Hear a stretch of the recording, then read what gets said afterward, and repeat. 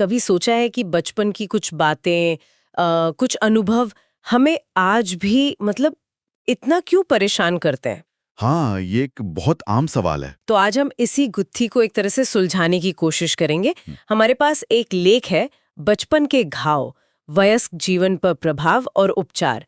इसके जरिए समझने की कोशिश करते हैं। बिल्कुल, ये एक महत्वपूर्ण विषय है। इस लेख में ना यही बात है कि बचपन की जो भावनात्मक चोटें हैं, वो वक्त के साथ खुद ब खुद ठीक नहीं होती। नहीं होती हैं। वो हमारे आज के विचारों पर, हमारे व्यवहार पर और हाँ, रिश्तों पर भी गहरा असर डालती रहती तो है। चलिए समझते हैं कि ये घाव असल में हैं क्या, बड़े होने पर ये हमारी जिंदगी में कैसे नजर आते हैं, और सबसे जरूरी, क्या इनसे बाहर निकलना मुमकिन है? हाँ, ये उम्मीद रखना बहुत जरूरी है। क्योंकि अक्सर लोग कहते हैं अरे भाई वक्त सब ठीक कर देता है। जी जी। पर क्या सच में ऐसा होता है? ये एक मिथक है।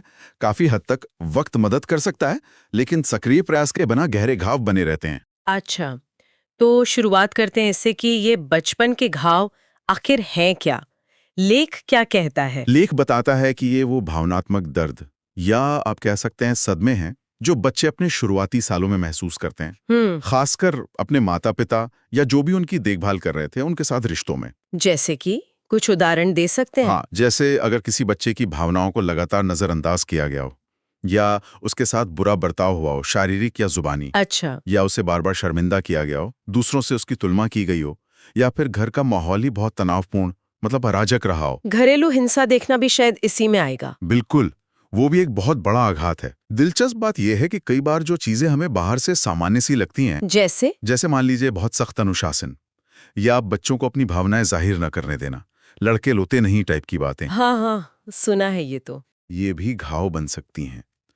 असल मुद्दा ये है कि क्या बच्चे की जो बुनियादी जरूरतें हैं, सुरक्षा की, प्यार की, अपनेपन की, वो पूरी हुई? अच्छा, तो ये सिर्फ बड़ी घटनाओं के बारे में नहीं है? नहीं, ये लगातार महसूस होने वाली कमी के बारे में भी हो सकता है।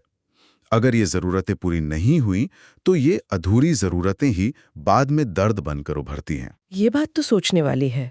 और फिर ये पुराने घाव आज मतलब वयस्क जीवन में कैसे दिखते हैं? हाँ, ये जरूरी सवाल है। लेख के मुताबिक ये कई तरह से सामने आ सकते हैं। जैसे किसी को हमेशा ये डर सताना कि लोग उसे छोड़ देंगे। हाँ, ये देखा है मैंने। दूसरों पर भरोसा करने में बहुत मुश्किल होना। हाँ। खुद को हमेशा कम आंकना, मतलब लो सेल्फ एस्टीम। या फिर हर वक्त दूसरों को खुश करने में लगे रहना। पीपल प्लीजिंग जिसे कहते हैं। बिल्कुल वही, पीपल प्लीजिंग। या फिर भावनाओं का बहुत ज्यादा उतार चढ़ाव महसूस करना, या कभी कभी बिल्कुल सुन पड़ जाना। Emotional numbness. हाँ, और रिश्तों में, खासकर करीबी रिश्तों में, बार बार एक जैसी दिक्कतें आना भी इसका एक संकेत हो सकता है। और सबसे जरूरी बात जो यहाँ शायद समझनी है, वो ये है कि ये हमारी मतलब चरित्र की कमजोरियां नहीं। नहीं, बिल्कुल नहीं। ये समझना बहुत बहुत जरूरी है। ये असल में बचाव के तरीके हैं। बचाव के तरीके। हाँ, सर्वाइवल स्ट्रैटेजीज, जो उस बच्चे ने उस मुश्किल वक्त में खुद को बचाने और दुनिया को समझने के लिए अपनाई थी। अच्छा। कई लोग अपनी जिंदगी में इन पैटर्न्स को पहचान सकते हैं। हाँ, और ये सोचना कि अरे इतने साल हो गए अब तक तो इससे उभर जाना चाहिए था, बिल्कुल, ये काम गलतफहमी है ना? बिल्कुल। लेख भी यही कहता है, बिना सुलझाए ये भावनात्मक घाव सिर्फ दब जाते हैं, गायब नहीं होते। और फिर किसी मिलती जुलती स्थिति में, किसी ट्रिगर से वो अचानक से उभर आते हैं। कोई उदाहरण? जैसे हो सकता है कि आज पार्टनर का चुप रहना किसी को बचपन में नजरअंदाज किए जाने की वो पुरानी पीड़ा याद दिला दे। ओह। या ऑफिस में बॉस की जरा सी आलोचना उसे माता पिता की नामंजूरी जैसी महसूस हो। बहुत गहरी होती हैं ये जड़ें। कहते ना हमारा शरीर सब याद रखता है, भले ही हमारा दिमाग भूलने की कोशिश करे। सही कहा, the body keeps the score जैसा कहते हैं। तो फिर इसका मतलब क्या हुआ? क्या इनसे उबरा जा सकता है? कोई रास्ता है?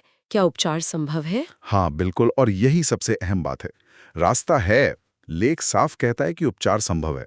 लेकिन उपचार का मतलब क्या? किसी पर इल्जाम लगाना? नहीं नहीं, उपचार का मतलब किसी पर इल्जाम लगाना नहीं है, बल्कि अपनी भावनात्मक आजादी वापस पाना है। अपनी आजादी? हाँ, इसके लिए कुछ कदम सुझाए गए हैं लेख में। जैसे सबसे पहले तो खुद के प्रति जागरूक होना, अपने पैटर्न्स को पहचानना। आत्म जागरूकता। बिल्कुल। फिर अपने अंदर के उस घायल बच्चे से जुड़ना, जिसे इनर चाइल्ड वर्क कहते हैं। इनर चाइल्ड वर्क मतलब?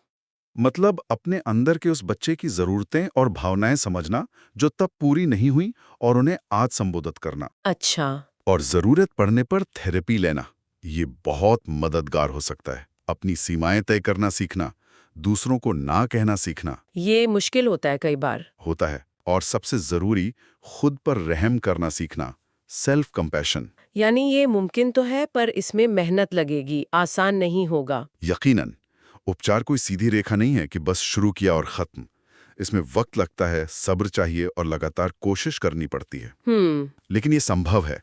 जैसा किसी मनोवैज्ञानिक ने कहा भी है, दर्द असली था, जो हुआ वो बच्चे की गलती नहीं थी। हाँ। लेकिन अब ठीक होना हमारी जिम्मेदारी भी है और हमारा हक भी। ये बात बहुत शक्तिशाली है। हाँ, और ये समझना कि व्यक्ति टूटा हुआ नहीं है, उसने बस मुश्किलों से बचने के लिए कुछ तरीके सीख लिए थे जिन्हें अब बदलने की जरूरत है। और इसका एक बहुत बड़ा फायदा शायद ये भी है कि हम पीढ़ियों से चले आ रहे नकारात्मक पैटर्न को तोड़ सकते हैं। बिल्कुल, ये एक बहुत बड़ा सकारात्मक परिणाम है। जब हम अपने घावों को भरते हैं तो हम अनजाने में उन्हें अगली पीढ़ी तक, अपने बच्चों तक पहुंचाने से बच जाते हैं। वाह। तो अगर हम इसे बड़ी तस्वीर में देखें तो खुद को ठीक करना सिर्फ अपने लिए नहीं, बल्कि अपने आसपास के लोग, अपने परिवार के लिए भी एक तोहफा बन जाता है। तो आज की इस पूरी बातचीत का सार यही निकलता है कि बचपन के भावनात्मक घाव हमारे आज को काफी हद तक शक्ल देते हैं, इसमें कोई शक नहीं। हाँ, ये सच है। लेकिन उन्हें समझना और उन पर काम करना पूरी तरह मुमकिन है। और इससे न सिर्फ हम खुद बेहतर महसूस कर सकते हैं, बल्कि अपनी आने वाली पीढ़ियों को भी एक स्वस्थ भावनात्मक विरासत दे सकते हैं। बिल्कुल सही कहा। और जाते जाते शायद एक सवाल सोचने के लिए छोड़ सकते हैं हम। जरूर। क्या कभी हमने इस पर ध्यान दिया है कि हमारे अपने कुछ व्यवहार या प्रतिक्रियाएं, जिनका हमें शायद खुद भी एहसास न हो, वो हमारे आसपास के लोगों पर, हमारे प्रियजनों पर कैसा असर डाल रहे हैं? खासकर तब जब हमने खुद अपने बचपन के अनसुलझे मुद्दों पर, अपने घावों पर काम ना किया हो। ये सोचने वाली बात है।